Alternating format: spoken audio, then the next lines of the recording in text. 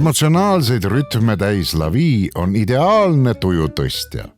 Mure ehk arlekiin on istuma pandud ja tants ning helged mõtted selgelt esiplaanile. See on Kõksi enda elurõõmu ja elujanu edasi andev teos. Millised ootamatud toonide kooslused, lisaks romb, triibud, täpid, ent ometi oskab kunstnik mängleva kergusega need üheks mõjuvaks kompositsiooniks koondada. See on tõeline elu. Lavi! Kas kuulete?